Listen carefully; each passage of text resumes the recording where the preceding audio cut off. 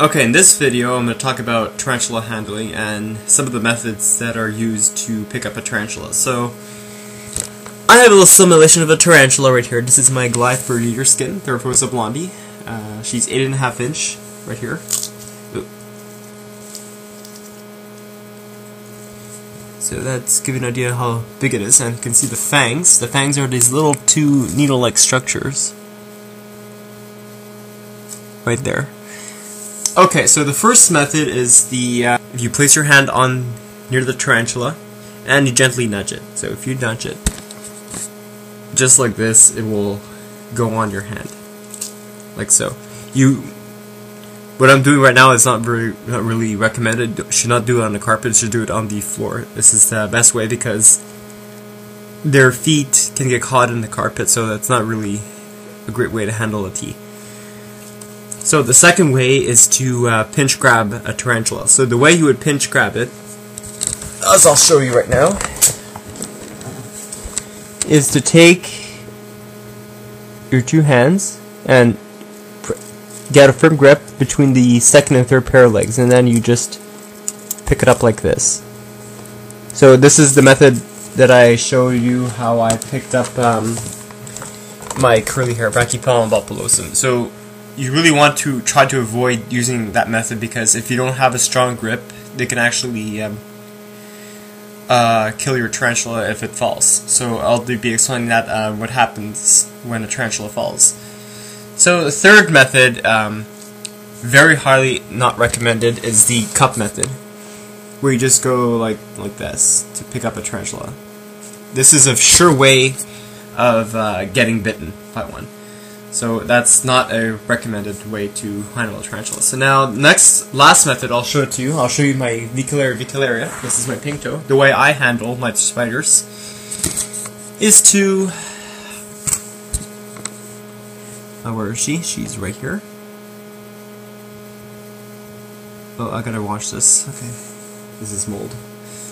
Not good. Okay, the way to do it is just to let the tarantula crawl out of its cage.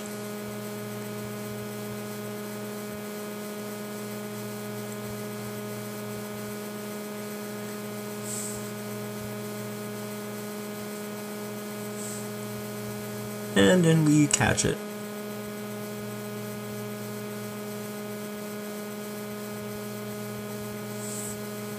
Like so.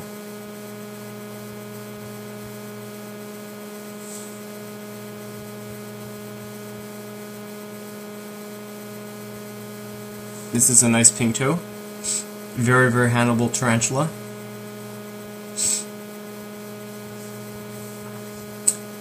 She's doing great. This is the one that I had in the ICU.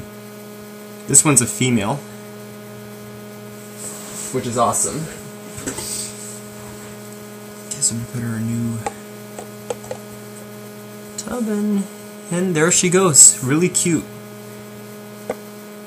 So that's my word about handling tarantulas. So what are the dangers of handling a tarantula? Well, the most fatal thing that can happen is when a tarantula falls. So to give you an idea, a really healthy tarantula, that's one with a big abdomen like my curly hair, can actually kill herself if she fell from about that height.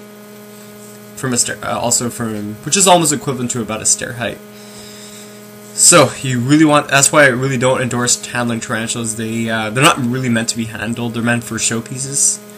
But there's some docile specimens which I'll get to in a future video that are really, really nice and handleable, just like my pink toe, just the way I handled it. That's a really nice tarantula to handle. So what happens when a tarantula falls? Well, the abdomen is going to burst, and it's going to burst like really badly.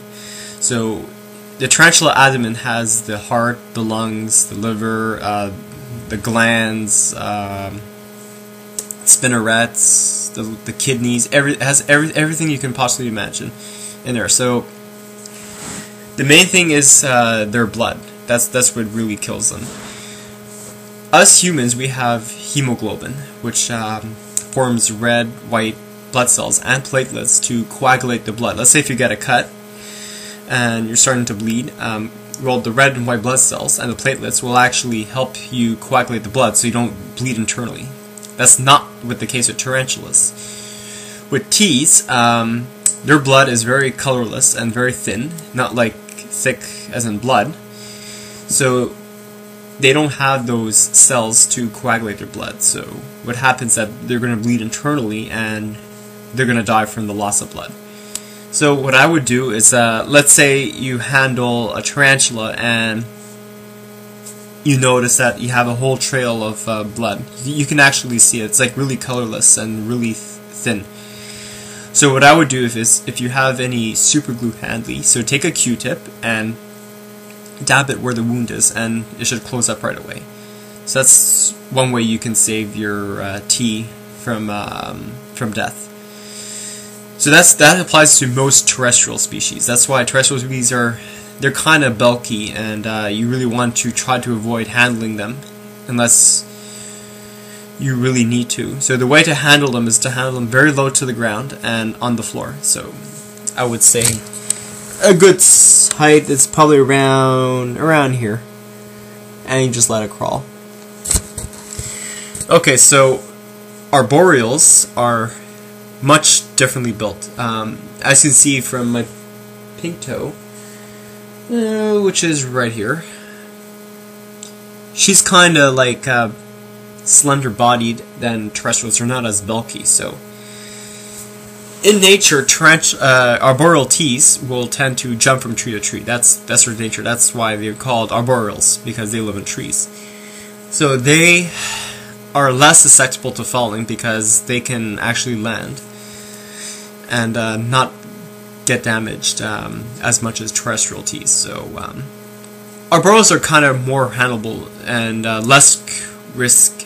There's less risk in damaging their abdomen than terrestrials. So I hope this clarifies my word about handling tarantulas. So peace, guys, and good luck in your handling of teas. So stay tuned for more videos. Peace, guys.